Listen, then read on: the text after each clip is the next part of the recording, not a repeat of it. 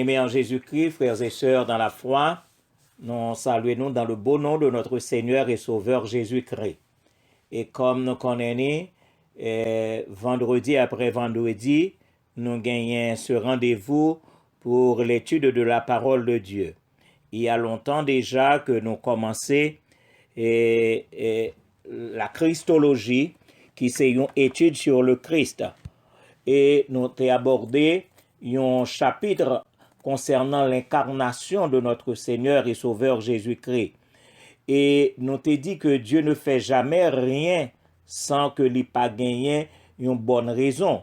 Parce que, vivant d'éternité en éternité, Père, Fils et Saint-Esprit, est-ce que tu as gagné une raison pour que le Fils quitte son trône dans les cieux pour venir vivre parmi les hommes?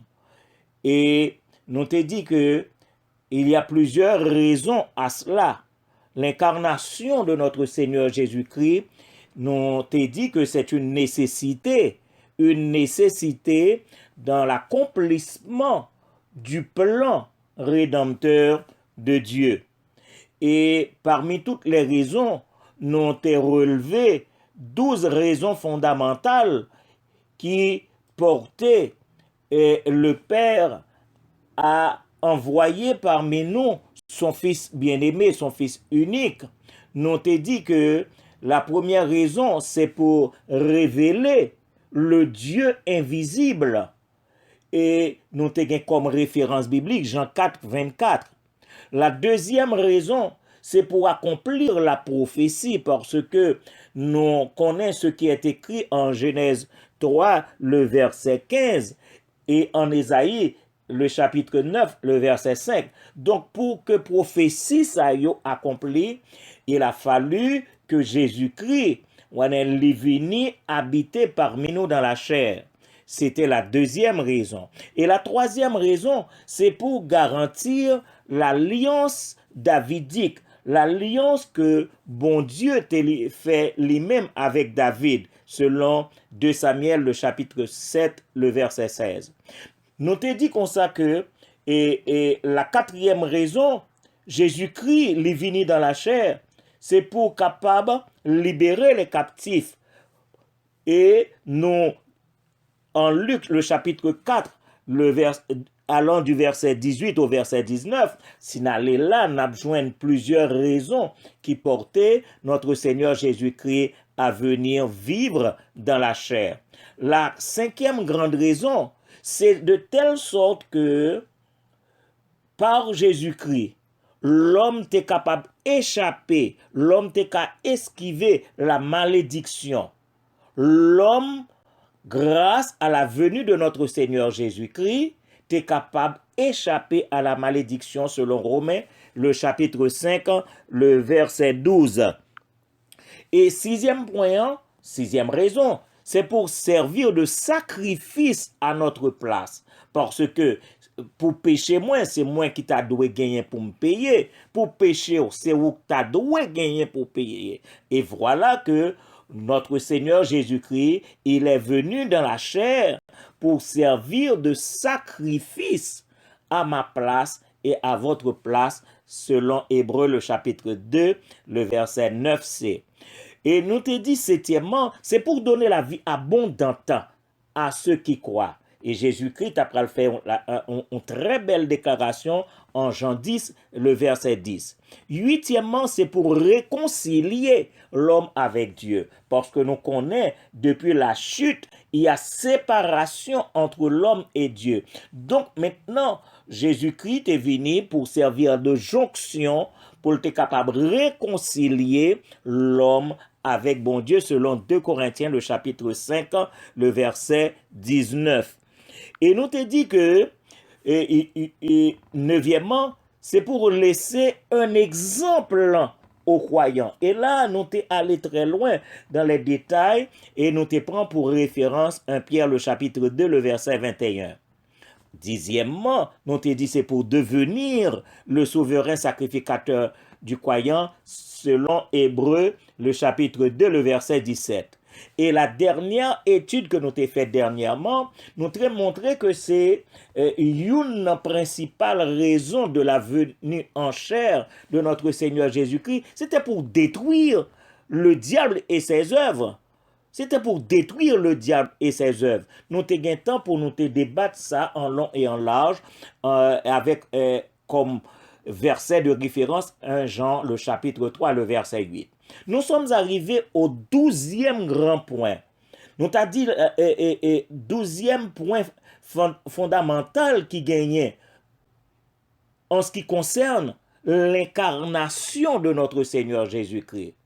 Et là, nous pourrons le dire, mes frères et mes sœurs bien-aimés, c'est pour glorifier le Père. Pour glorifier le Père. Le Fils, par son incarnation, par son ministère, par tout ça que le Takapral fait, tout cela allait servir à glorifier le Père. Selon Jean, le chapitre 17, le verset 4. Donc, nous sommes capables de dire que l'accomplissement de toute bagaille sayo que nous sommes cités là, allant du premier point au 12e, doit être servi normalement à contribuer, doit être servi à glorifier le Père qui a tout planifié, parce que c'est le Père qui a fait la planification. Le Père a tout planifié pour le bien-être éternel de chacun de nous. Donc, si bon Dieu fait toute bagaille sa yo, fait tout arrangement, malgré la chute de l'homme, malgré le péché que l'homme commet, et que bon Dieu décidé mettez un plan rédempteur, Dieu mérite d'être glorifié. De même, mes frères et mes sœurs, moi crois que nous gagnons pour devoir, pour glorifier également le nom de notre Seigneur et Sauveur Jésus-Christ, parce que c'est lui qui s'est incarné. Nous devons glorifier pour son ministère, nous devons glorifier pour sa mort, sa résurrection, son ascension, et de plus, il fait nous la promesse de son retour. À lui soit la gloire également. À lui soit la gloire. En effet, mes frères et mes sœurs bien-aimés,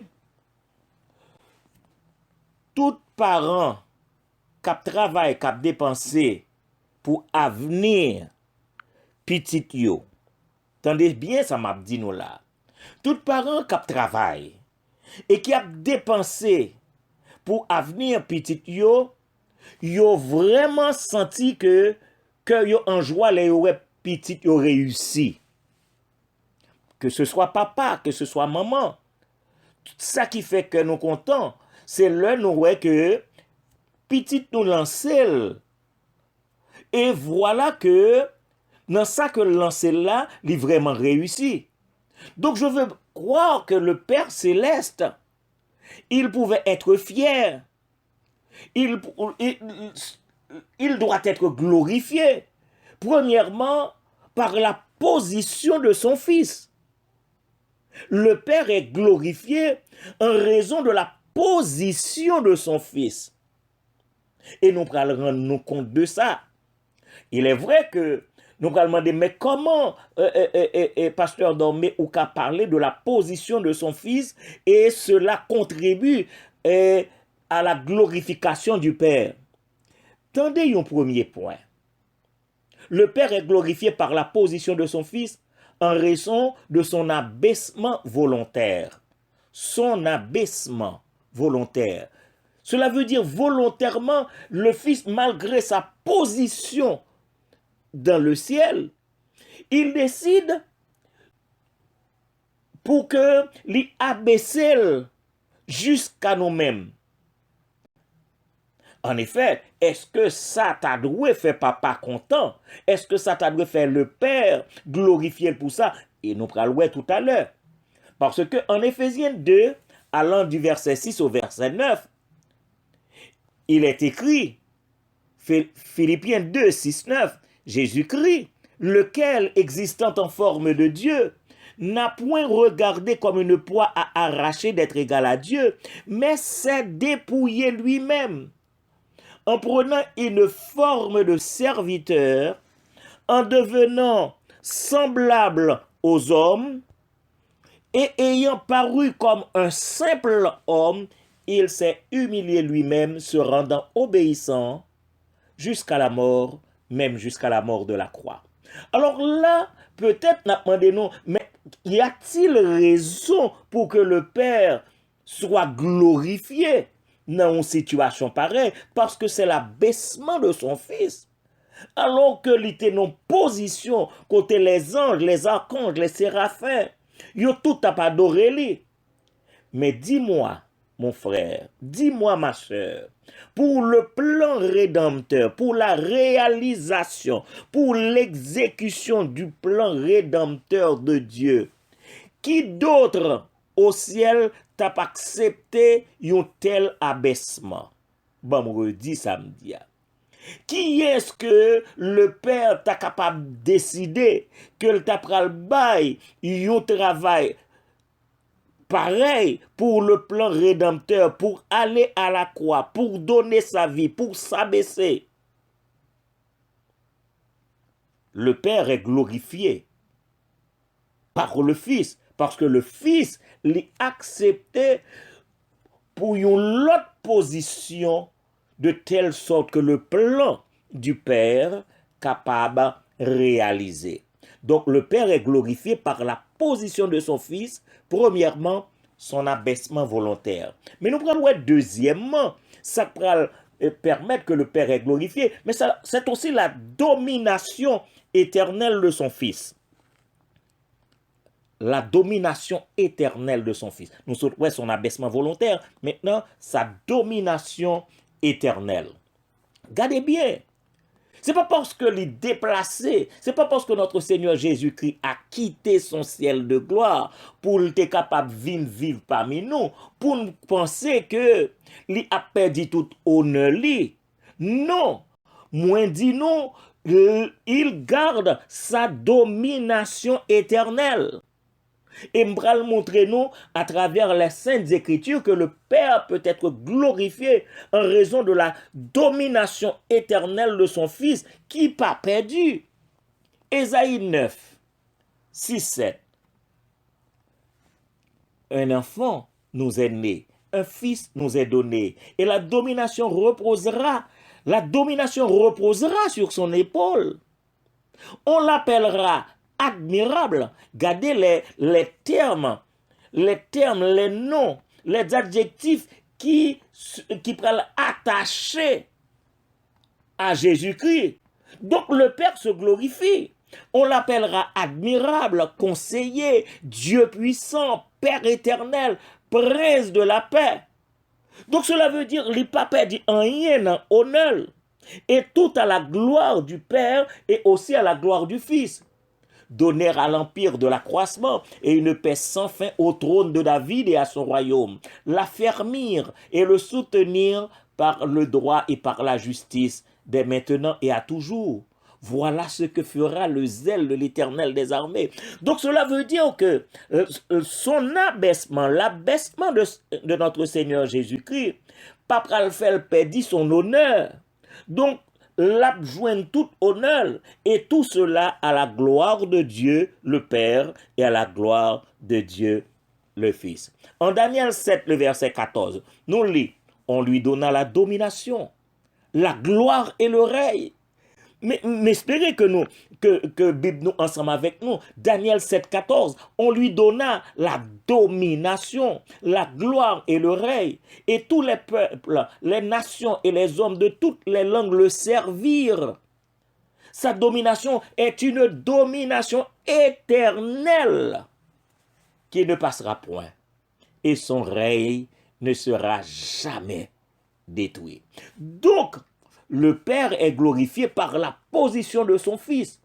Premièrement, son abaissement volontaire. Deuxièmement, sa domination éternelle. Mais aussi, troisièmement, sa domination universelle. Sa domination universelle. En Zacharie 9, le verset 10, la partie B. Zacharie 9, verset 10, la partie B. Il annoncera la paix aux nations. Il dominera d'une mer à l'autre. Il dominera d'une mer à l'autre, depuis le fleuve jusqu'aux extrémités de la terre. Donc sa domination sera une domination universelle. Donc il ne perd rien. Donc son incarnation pas fait que parce que les accepté de venir vivre parmi nous, ça pas fait que le perdu rien dans honneur, dans gloire. Moi dis nous que le Père est glorifié par la position de son Fils, son abaissement volontaire, sa domination éternelle, sa domination universelle. Mais nous croyons que aussi par sa domination sur la nature elle-même. Il ne perd rien. Sa domination sur la nature. Matthieu 8, verset 27. Des hommes furent saisis d'étonnement. Oui, ces hommes furent saisis d'étonnement parce que ils pral poser la question à savoir quel est celui-ci, disait-il, à qui obéissent même les vents et la mer. Nous parlons de la domination de Jésus-Christ sur la nature. En Marc chapitre 1er, le verset 27, là il est écrit, Marc 1er, verset 27, tous furent saisis de stupéfaction. Tous furent saisis de stupéfaction, de sorte qu'ils se demandaient les uns aux autres, qu'est-ce que ceci? Une nouvelle doctrine? Il commande avec autorité, même aux esprits impurs, et ils lui obéissent. Donc sa domination sur la nature, sa domination sur les éléments de la nature. Mais ce que j'aime, c'est aussi sa domination sur l'Église. Sa domination sur l'Église, parce que l'Église appartient à Jésus-Christ. Et c'est ça que chaque serviteur et chaque servante de Dieu a besoin qu'on ait, que l'Église est pour Jésus-Christ. Jésus-Christ domine sur son Église. Jésus-Christ doit dominer sur son Église, mon frère, ma soeur. Car il est écrit en Éphésiens 1er, le verset 22. Éphésiens chapitre 1er, le verset 22. Il a tout mis sous ses pieds. Et il l'a donné pour chef suprême à son Église. Donc l'Église besoin qu'on ait que Jésus-Christ n'a pas perdu de son autorité. Tout a été mis sous ses pieds.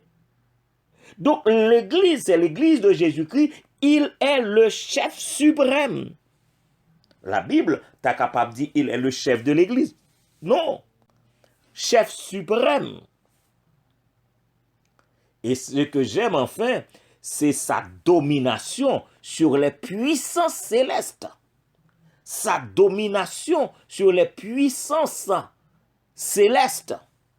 On a ensemble avec Matthieu 28, le verset 18, la partie B. Et c'est Jésus qui parle. Là, dans la partie B de Matthieu 28, le verset 18, Jésus-Christ déclarait, tout pouvoir m'a été donné dans le ciel et sur la terre.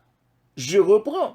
Tout pouvoir m'a été donné dans le ciel et sur la terre. En Philippiens 2.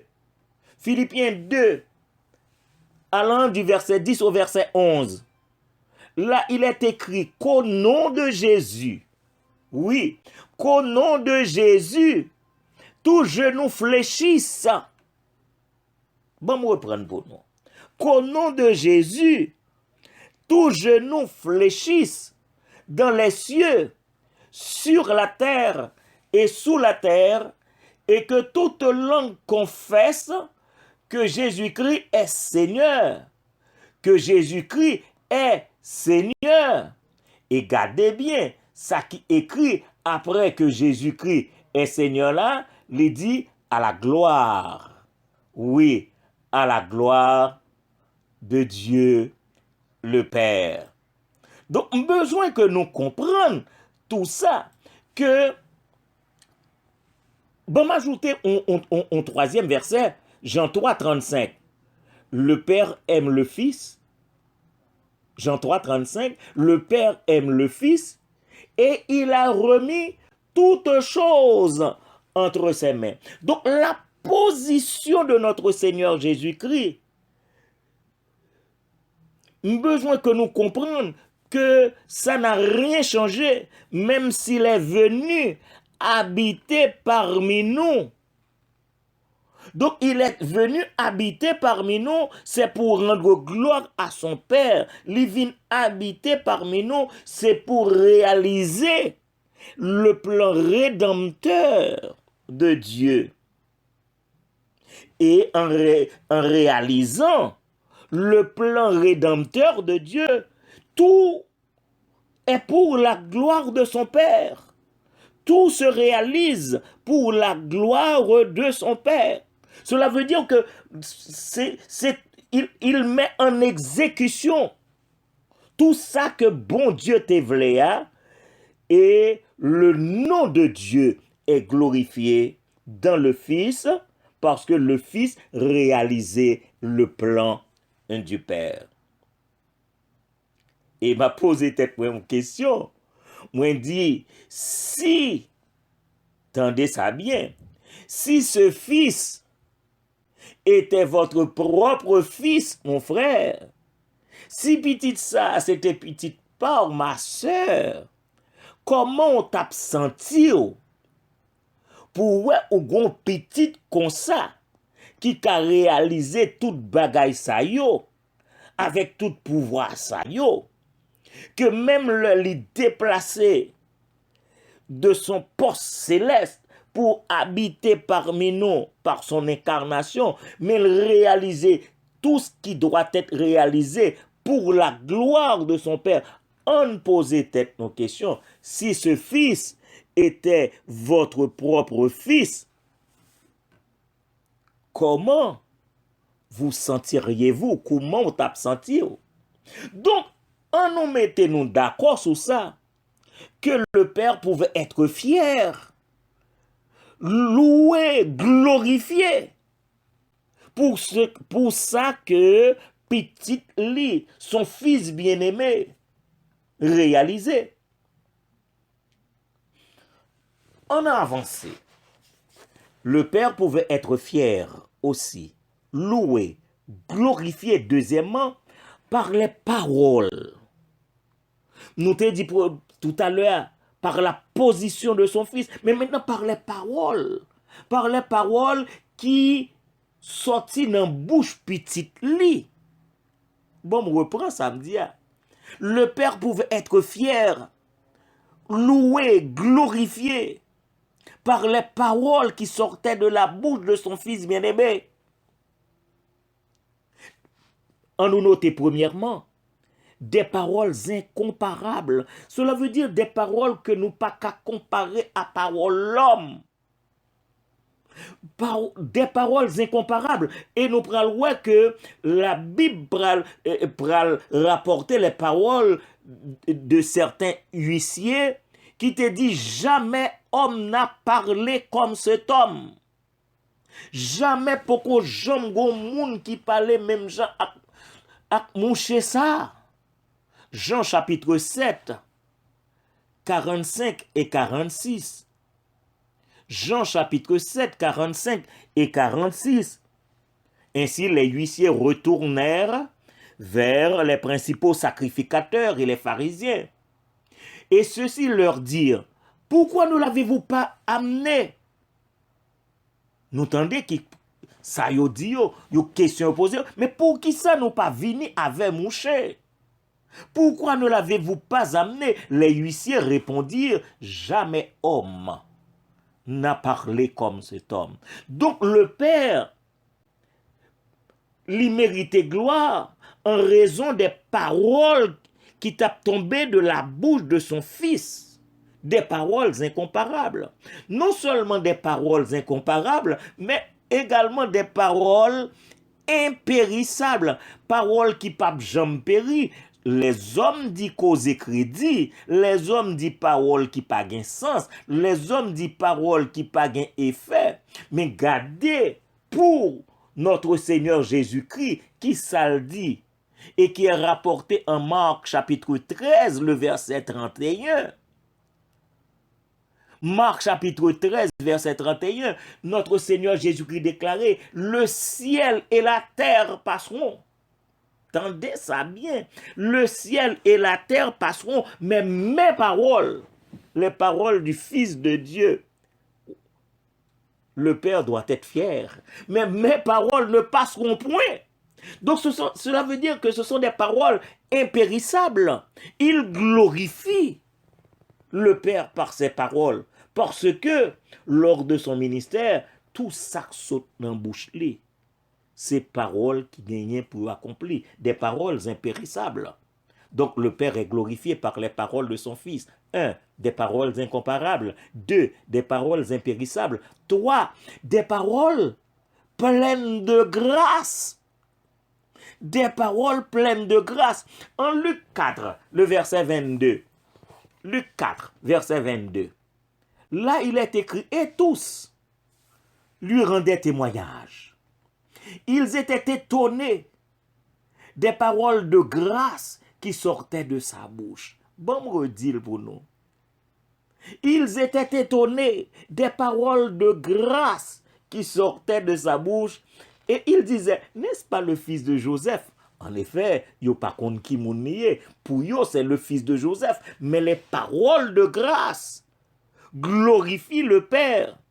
Et c'est ça que me dit, non, il est venu sur terre pour glorifier le Père, parce que même par ses paroles, les hommes sont étonnés. Moi, dis nous que le Père est glorifié par les paroles de son Fils, des paroles incomparables, des paroles impérissables, des paroles pleines de grâce. Mais quatrièmement, des paroles pleines d'autorité. Il n'est pas n'importe qui. Des paroles pleines d'autorité. En Luc 4, le verset 32, gardez bien ça qu'écrit, ce que le docteur Luc rapporte. Luc 4, 32, on était frappé de sa doctrine, car il parlait avec autorité. Il parlait avec autorité. Donc, il rend fier son Père. Son Père est glorifié de par sa position, de par ses paroles. En ajouter quelques autres, non seulement des paroles incomparables, 2 des paroles impérissables, 3 des paroles pleines de grâce, 4 des paroles pleines d'autorité, mais 5 des paroles spirituelles et vivifiantes. C'est pas causé crédit, des paroles spirituelles et vivifiantes. Jean 6, 63. Là, il est écrit, c'est l'esprit qui vivifie. La chair ne sert de rien. Et Jésus-Christ pral ajouter, il pral dire, les paroles que je vous ai dites sont esprit et vie. Donc, nous avons besoin de nous comprendre avec qui monde que nous en a fait. Si là qui s'est incarné dans la chair et qui s'adresse à l'homme naturel, l'homme tant que moi-même, l'homme tant que ou-même. Et voilà que par ces paroles, paroles incomparables, paroles impérissables, paroles pleines de grâce, paroles pleines d'autorité, paroles spirituelles et vivifiantes, Jésus-Christ déclarait, c'est l'esprit qui vivifie, la chair ne sert de rien. Les paroles que je vous ai dites sont esprit et vie. Donc, nous avons besoin de nous comprendre le niveau élevé de celui-là qui est venu dans la chair. Il est venu dans la chair pour représenter Dieu et il est venu dans la chair pour glorifier Dieu. Donc, ces paroles lui ont servi à glorifier le nom de son Père. Mais laissez m'ajouter, ce sont aussi des paroles de vie éternelle. Des paroles de vie éternelle, ça que moi remets, ça que moi espérer, ça que ou remets, ça que ou espérer, Jésus-Christ, paroles, ce sont des paroles de vie éternelle. Et nous songeons, conversation avec, avec Simon-Pierre, parce que Simon-Pierre pral font une déclaration extraordinaire qui est rapportée en Jean 6, 68. Jean 6, 68. Simon-Pierre lui répondit, Seigneur, à qui irions-nous?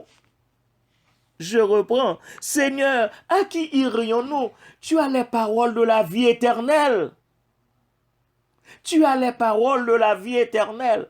Mes frères et mes sœurs bien-aimés, vous imaginez ce fils, il fait la gloire de son Père par ces différentes paroles, les paroles qui sont tombées de ses lèvres. Et m'a dit même bagay m'te dit à l'air, si ce fils était votre propre fils, si petit ça c'était petit pas, comment on t'a senti? Donc nous qu'à comprendre qui ça bon Dieu ressenti l'oué Jésus-Christ dans ses œuvres, dans sa position. L'oué Jésus-Christ, ouais, mais qu'a exprimé de la sorte. Mais ça me saute dit là, m'bral fait songer que le Père est glorifié par les œuvres de son Fils. Le Père est troisièmement glorifié, loué par les œuvres de son Fils bien-aimé. En Jean le chapitre 4, le verset 34, Jésus pral fait une déclaration. Et c'est ça qui pral fait que bon Dieu content. Jésus leur dit, ma nourriture, c'est de faire la volonté de celui qui m'a envoyé, virgule, et d'accomplir son œuvre. Je reprends. Jésus dit, ma nourriture est de faire la volonté de celui qui m'a envoyé et d'accomplir son œuvre. Donc ce sont les œuvres de Dieu que le Christ, lors de son ministère sur cette terre, l'étape accomplie. Il t'a accompli à la gloire de son Père. Bon, on redit ça. L'étape accomplie à la gloire de son Père. Et c'est ça que fait me dire, en tant que chrétien, tout ça que nous vaguons pour nous faire, on fait pour la gloire de Dieu. Parce que le Christ lui-même, qui est notre premier exemple, il a accompli ses œuvres à la gloire de son Père. En allant Jean 5, verset 36. Jean 5, 36. Moi, dit moi, dit Jésus, j'ai un témoignage plus grand que celui de Jean. Je reprends. Moi, j'ai un témoignage plus grand que celui de Jean, car les œuvres que le Père m'a donné d'accomplir, ces œuvres même que je fais témoignent de moi que c'est le Père qui m'a envoyé. En allant Jean 9, verset 4, là il écrit, il faut que je fasse tandis qu'il est jour. Il faut que je fasse tandis qu'il est jour les œuvres de celui qui m'a envoyé. La nuit vient où personne ne peut travailler. Donc cela veut dire il travaille, il produit des œuvres à la gloire de son Père. Et c'est ça que fait en Jean 17, le verset 4, Jésus t'a dit, je t'ai glorifié sur la terre. Entendez ça bien. En Jean 17, verset 4, Jésus-Christ, dans la prière sacerdotale, l'a adressé à son Père, lui dit, je t'ai glorifié sur la terre. Donc cela veut dire, son ministère terrestre, tout ça que tu as fait sur cette terre, c'était pour la gloire de Dieu. Je t'ai glorifié sur la terre. J'ai achevé l'œuvre que tu m'as donné à faire. Et dans Jean 19, verset 30, le pral fini net, le ministère pral fini, li pral dit un bagage extraordinaire, li dit tout est accompli. Tout est accompli. Alors mes frères et mes sœurs bien-aimés, il est important de noter que l'œuvre du Seigneur Jésus-Christ, c'est une œuvre premièrement libératrice. Selon Luc 4, le verset 18. C'est une œuvre rédemptrice. Selon Tite 2, le verset 14. C'est une œuvre salvatrice. Selon Luc 19, le verset 10. C'est une œuvre, enfin, protectrice. Selon Matthieu 28, le verset 20. Je les reprends. L'œuvre du Seigneur est premièrement une œuvre libératrice. Luc 4, le verset 18. Une œuvre rédemptrice. Tite 2, 14. Une œuvre salvatrice. Luc 19, verset 10. Une œuvre protectrice. Matthieu 28, verset 20. Quand il te dit, et voici, je suis avec vous tous les jours jusqu'à la consommation des siècles, pour nous garder, pour nous protéger. Alors, venez avec cette phrase que j'ai déjà répétée. Si ce fils était votre propre fils, si petit ça, c'était petit pas, comment t'as senti? En effet, mes frères et mes sœurs bien-aimés, le Père pouvait être fier, loué, glorifié par la personne même de son fils. Je dit par la position de son fils. Je dit par les paroles de son fils. Je dit troisièmement par les œuvres de son fils. Maintenant par la personne même de son fils. La personne même de son fils.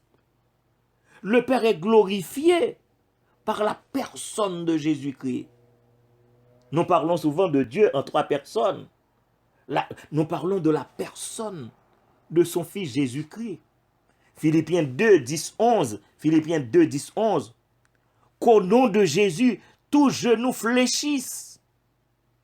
Qu'au nom de Jésus, Jésus, la deuxième personne, la Sainte Trinité, qu'au nom de Jésus, tous genoux fléchissent dans les cieux, sur la terre et sous la terre, et que toute langue confesse que Jésus-Christ est Seigneur, virgule, à la gloire de Dieu le Père.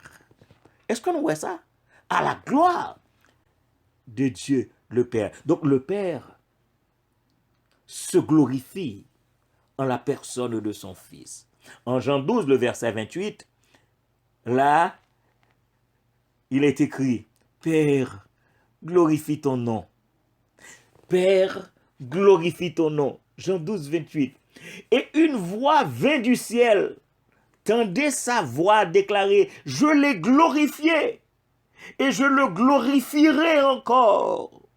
Moi, j'aime ça. Tandis qu'il était encore sur la terre, il dit, Père, glorifie ton nom. Et une voix vint du ciel. Voix dit, je l'ai glorifié et je le glorifierai encore. Le Père se glorifie en la personne de son Fils. Jean 13, 31. Jean 13, 31, la partie B. Maintenant, le Fils de l'homme a été glorifié. Maintenant, le Fils de l'homme a été glorifié. Et Dieu a été glorifié en lui. Jean 13, 32. Si Dieu a été glorifié en lui, Dieu aussi le glorifiera en lui-même. Et il le glorifiera bientôt. C'est extraordinaire tout ça. En Jean 14, le verset 13. Jésus-Christ même t'a déclaré, regardez, si nous mandons bagay nan homme, m'a fait, je le ferai, afin, et le pral la raison pour qui ça que l'a fait, afin que le Père soit glorifié dans le Fils. Donc cela veut dire qu'il est venu vivre parmi nous, et tout ça l'a fait, c'est pour que le Père soit glorifié, et que le Père soit glorifié dans le Fils. Même ça que nous-mêmes n'a besoin, même le nous prier, que nous demander un bagay, il dit la répondre afin que le Père soit glorifié dans le Fils. Mes frères et mes sœurs bien-aimés, nous rendons nous compte par ces différentes études les 1001 raisons pour lesquelles Jésus-Christ est venu dans la chair.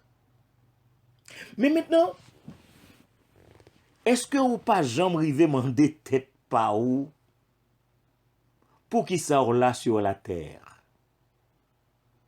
Je devrais me demander, frère Dormé, pourquoi suis-je ici-bas? Quel est le but de ma vie? Ou tu as dû demander quel est le but de votre vie? Pour qu'il soit là? Pour qu'il soit là? Chaque monde te doit poser tête aux questions. Jésus-Christ, il est venu dans la chair pour plusieurs raisons. Et dernière raison que nous étudions là, c'est pour glorifier son Père. Mais moi-même, pour qui ça me là? Quel est le but de ma vie? Quel est le but de votre vie, mon frère, ma soeur? Et, mais ça me capable de dire non, à la lumière de la Bible, de la parole de Dieu. En parlant du but de votre vie, mon frère. En parlant du but de votre vie, ma soeur. Voilà ce que je peux vous dire à la lumière de la Bible. Mettez-vous. Entendez ça bien, oui? Mettez-vous au service de Dieu. Ma propre année. Mettez-vous au service de Dieu. Josué te dit à tout le monde la Kaili, Josué 24, 15b, moi et ma maison, nous servirons l'Éternel. Il compte pour qui ça là? Moi et ma maison, nous servirons l'Éternel. Donc mettez-vous au service de Dieu. Deuxièmement, recherchez le royaume de Dieu. Recherchez le royaume de Dieu. Et c'est ça qui est écrit dans Matthieu 6, 33. Matthieu 6, 33. Cherchez premièrement le royaume et la justice de Dieu. À vous-même qui t'a posé cette question, quel est le but de votre vie? Premièrement, mettez-vous au service de Dieu. Josué 24, 15b. Deuxièmement, recherchez le royaume de Dieu. Matthieu 6, 33. Troisièmement, faites la volonté du Père. Prêtez attention parce que je parle de deux textes là. Somme 40, le verset 8a. Dans certaines Bibles, c'est 40, le verset 9. Soit 48 ou 40, le verset 9. Là, psalmiste a écrit, je veux faire ta volonté, mon Dieu.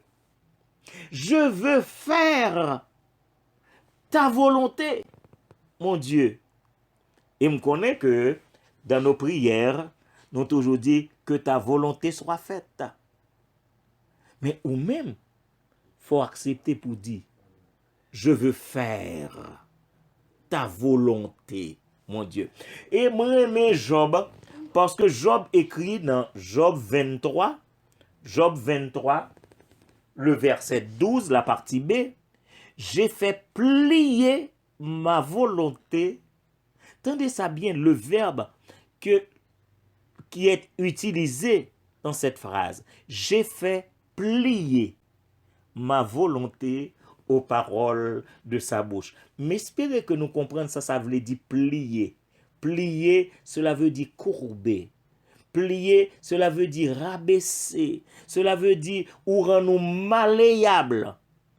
J'ai fait plier ma volonté aux paroles de sa bouche.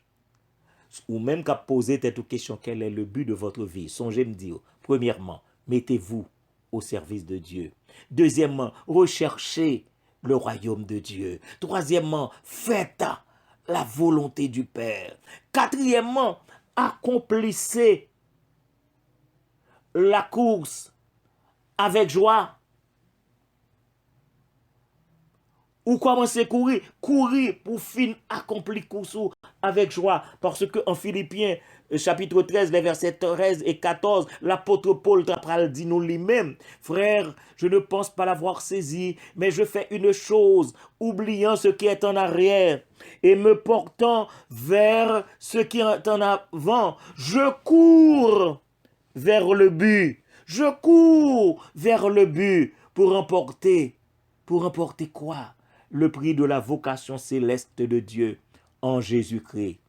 En acte 20, le verset 24, la partie A, c'est toujours les paroles de l'apôtre Paul, parce que là, il est rapporté, il a dit, je ne fais pour moi-même aucun cas de ma vie comme si elle m'était précieuse, pourvu que j'accomplisse ma course avec joie. Quel est le but de votre vie?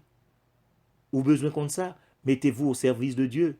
Recherchez le royaume de Dieu. Faites la volonté du Père. Accomplissez la course avec joie. Cinquièmement, on parle d'un bagage là qui est extrêmement important. Atteignez. Cela veut dire que ce verbe, c'est pour atteindre un certain niveau. C'est pour atteindre une certaine stature. Tendez bien. Atteignez la stature de Christ. Atteignez la stature de Christ. Et c'est l'apôtre Paul qui t'a dit dans Éphésiens 4, le verset 13, que nous soyons tous parvenus, attendez bien, que nous soyons tous parvenus à l'unité de la foi, ça c'est 1, et de la connaissance du Fils de Dieu, ça c'est 2, à l'état d'homme fait, ça c'est 3, et gardez quatrièmement à la mesure de la stature parfaite de Christ. Qu'est-ce que cela veut dire, apôtre Paul? Cela veut dire que besoin atteindre un niveau de plénitude, un niveau que l'homme chantait, semblait Jésus. C'est des hymnes. Ça veut dire ça va faire une exigence pour marcher comme Christ, pour penser comme Christ, pour parler comme Christ, pour agir comme Christ, enfin vivre comme Christ. À la mesure de la stature parfaite de Christ, demandez pour marcher comme Christ, penser comme Christ, parler comme Christ, agir comme Christ, et enfin vivre comme Christ. Et Mbral dit nous, ou même qui a posé cette question, quel est le but de votre vie?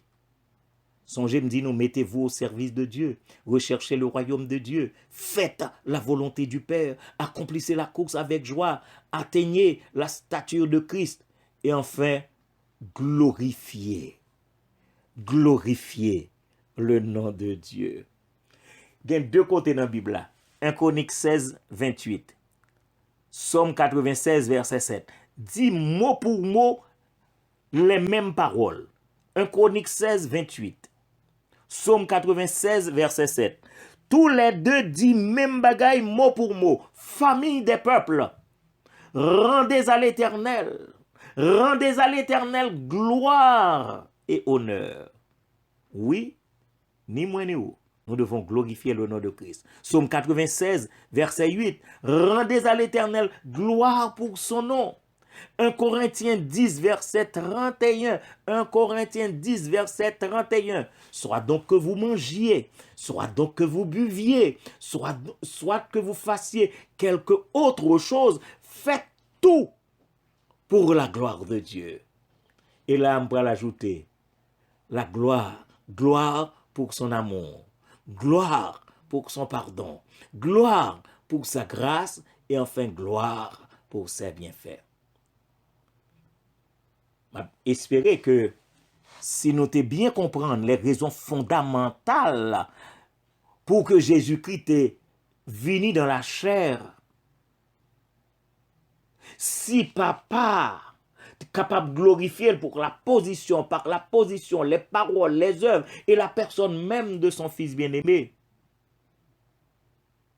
question que je dois poser et question que tu dois poser. Est-ce que bon Dieu fier? Est-ce que bon Dieu sentit que le glorifier? par ma présence et mes travaux ici-bas? On me reprendre. Dieu est-il aussi fier? Est-il aussi glorifié par ma présence, par mes œuvres, par mes travaux ici-bas? J'espère que le Seigneur aide nous pour nous penser à tout ça que se dit là. Entre-temps, que le Seigneur vous bénisse et qu'il vous garde. Amen. Amen.